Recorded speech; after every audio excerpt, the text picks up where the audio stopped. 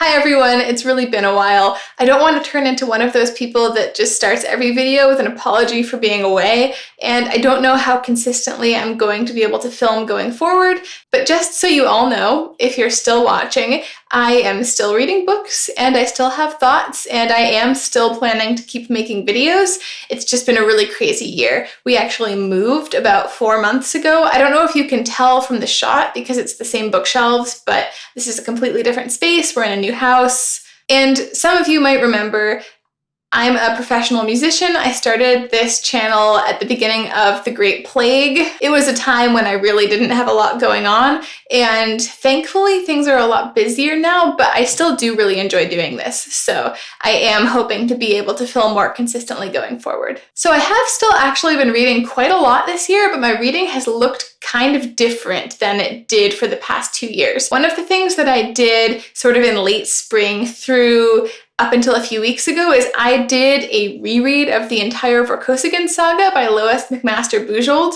Now, it so happens I just went and checked my YouTube channel, and for some reason, my intro video to the Vorkosigan Saga is now my most viewed video on my channel, so that's kind of interesting. So if you are watching this and you are not familiar at all with the Vorkosigan Saga, I kind of suggest you go watch that. In this video, I'm going to talk a little bit about my reread experience and sharing some thoughts on the series after reading some of the books again after a long time, things like that. I'm going to do my best to keep it spoiler-free, but because this is a series that covers mostly the life of one character over many, many years, it's hard to at least not refer to like general life milestones for the characters and things like that when it's covering such a large amount of time, even if I'm not giving really specific plot details for books. So there may be some spoilers for the Vorkosigan Saga in this video. I'll try to keep it minimal. The main reason I did this reread, it was basically a comfort thing. I listened to the entire series on audiobook this time. I've probably read most of the books in the series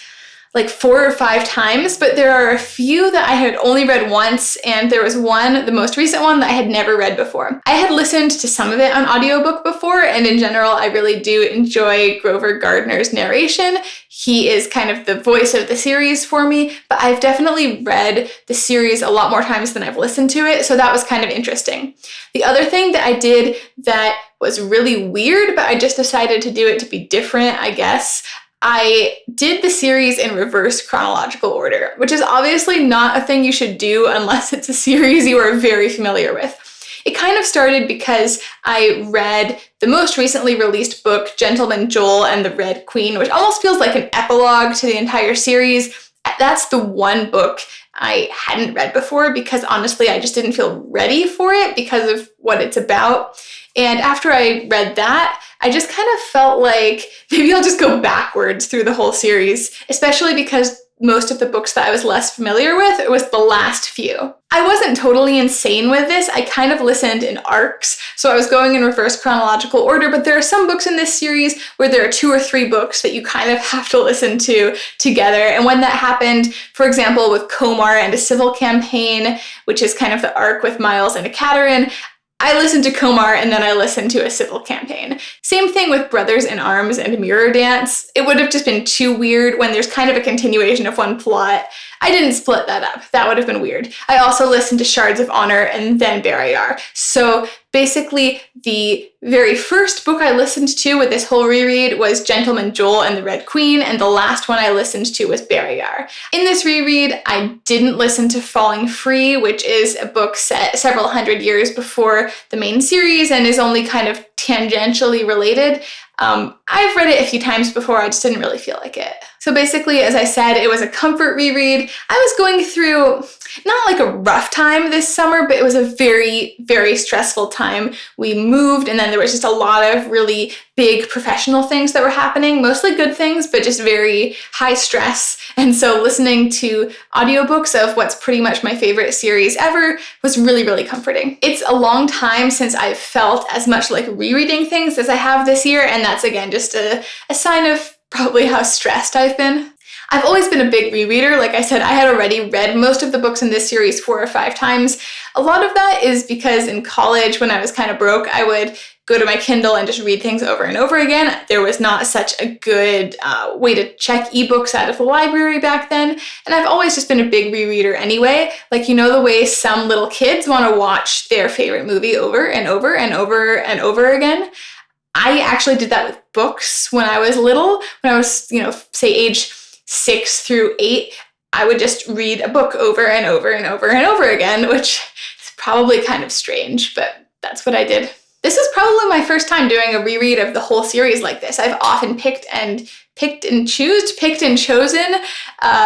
I don't know if that worked. I've often just read a few books at a time when I was rereading, and I mean, there are a lot of books in this series. So it was really interesting, especially going backwards, to see how consistent Bujold actually is with the series. There are a lot of small details that it definitely feels, you can see how she kind of developed and thought of things as she went along in the series, but she very rarely actually contradicts herself or really retcons anything. And this is a series she's written over, I have to do the math, but I think it's been around 30 years. I would guess there's almost 30 years in between the first and last published book. So I think that's pretty incredible. There are a few things. My husband was kind of doing a similar reread, although he's still in the middle of his, but we joked about things like Cordelia's mother, Grandma Naismith, kind of seems like she got recast between how she is in Shards of Honor and how she sort of behaves in Warrior's Apprentice. But things like that where minor characters just present a little differently, that could also just be explained by, large amounts of time passing in between books anyway. So rereading this series, honestly, I love it as much as ever, maybe even more. I feel like there are a lot of things about it that I appreciated more, especially about Miles as an older character in these books that I just didn't appreciate when I was college aged. That was one of the most interesting things about doing this entire reread, seeing how much more I connect to Miles in his 30s now, compared to when I was in college, and I really connected with Miles more in the early books, and I wasn't as interested in some of the later stuff after he gets older, gets married. I feel like I just had a lot more sympathy now for how someone, what it would feel like to be turning 30 and have your whole life kind of fall apart around you and lose everything you've been working for. That's something that happens to Miles in this series, and it's something I kind of experienced in 2020 as well, so that was very relatable. And also, one of the books that I really didn't care for when I read the series when I was younger, Diplomatic Immunity, it is one of the later books in the series. I still probably don't think it's as strong as some of the, I would say, the main or the earlier books in this series, but it's kind of a book about Miles's journey as he faces impending parenthood. And I'm not a parent, but I am just, older and more in that phase of my life, I think. And because of that, I just really reacted emotionally this time to a book that I hadn't connected with very much before. So it was really interesting to see how my emotional reactions to the character changed now that I'm older. And I think it's really amazing how well it feels like Bujold can capture writing about these characters throughout all phases of their lives in a way that you totally feel like it's a real person, but she's also really capturing what it's like to be all those different ages. I kind of felt the same thing when I read the Penric series last year. I felt like Penric in his teens and early 20s was very endearing, but it was when he got into his 30s I actually really connected with the character.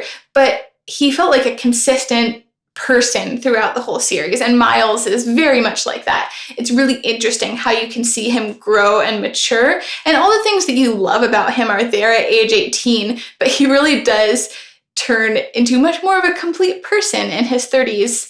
And I'm sure at age 19 myself, I would have resisted the idea that that's a thing, but it was very nice getting to see him grow up in this reread. Another really interesting thing that I observed in terms of connecting to the characters, as well as connecting to Miles more in the later part of the series emotionally because he was more mature, I also found myself connecting a lot more to Ekaterine in this reread. I mean, when we meet her, she's 30 and she has a kid, she's married, she's been through some difficult life stuff, her relationship with her husband is not very good, and I just think when I was in my 20s, especially my early 20s or late teens, that's just not a character I had a lot of context to really understand or sympathize with. I always liked her as a character.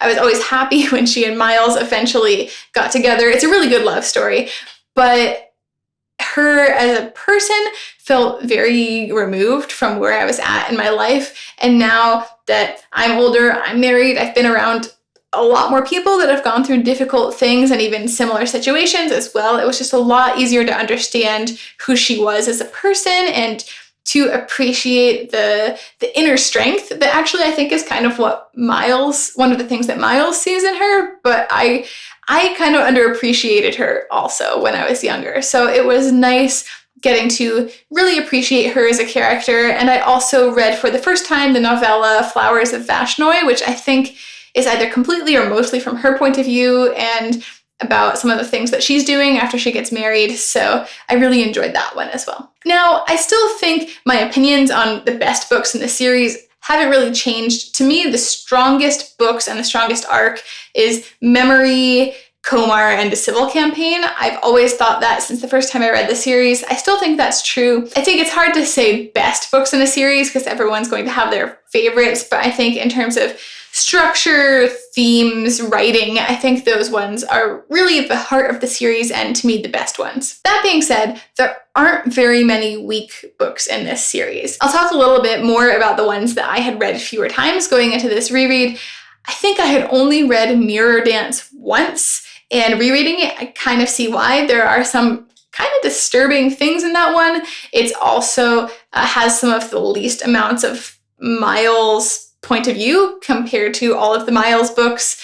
And yeah, it's probably still not going to be one I go back to a lot. There's some weird stuff in that one, but I still think it's a good book. I also read something I haven't read in a really long time that I don't recommend. So I talk in my intro to the Vorkosigan Saga about some of the different collections and ways that the books and novellas are published. So there's a collection called Borders of Infinity that contains the novellas Mountains of Mourning, Borders of Infinity, and Labyrinth. I think that was the order. It might be the other way around. I can't remember which one's last now.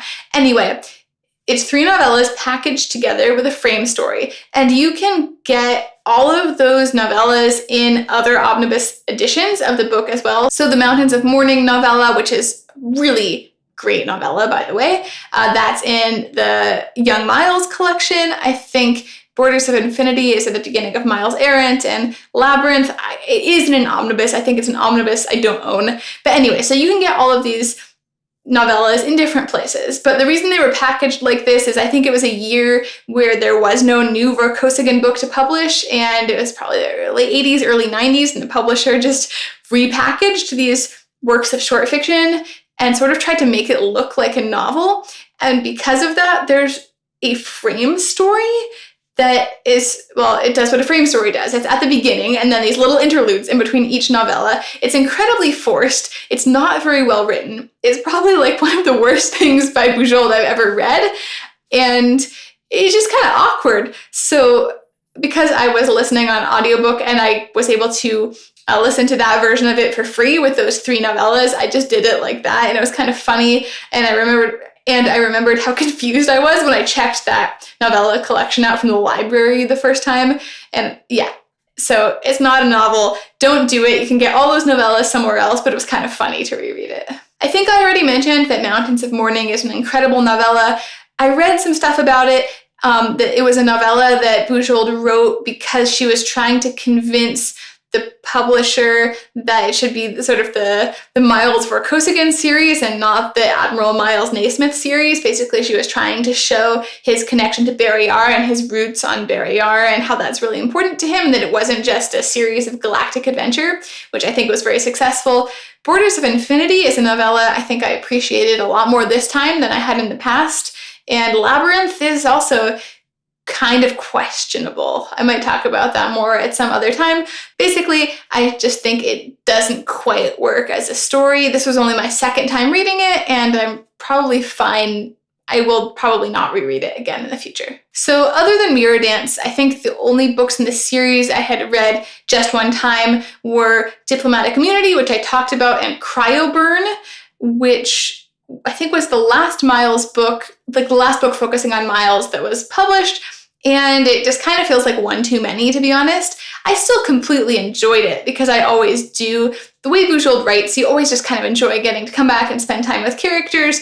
There's another sort of important character in it that we get a lot of points of view from this kid. And, you know, it's not a bad book, but it just kind of feels like an afterthought. Actually, what I did appreciate about the book more this time was she does develop a few ideas, more of the science fiction ideas and their socioeconomic political implications, I think. And that is kind of interesting. It's kind of nice to see how Miles is getting older, what's going on with his family, stuff like that. But it doesn't feel like an important book to the series, and I still didn't think it was the greatest. I wish there was a different final book focusing on Miles, I guess.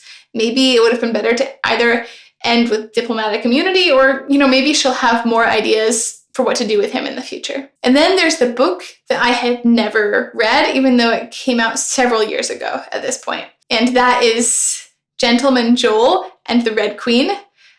So why hadn't I read this book? Well, I don't want to give a lot of spoilers for the series or this book, but I knew generally what it was about.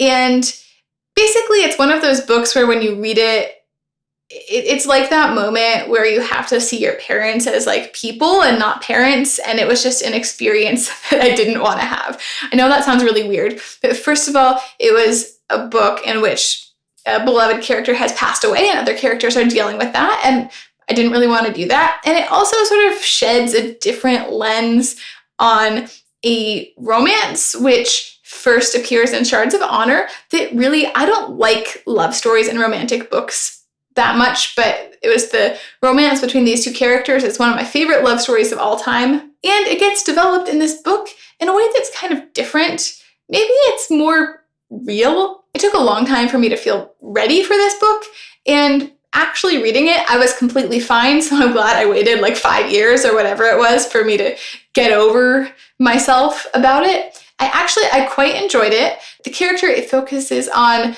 the most is Oliver Joel, who is not a character we've really seen his point of view before. He's been very peripheral to the series.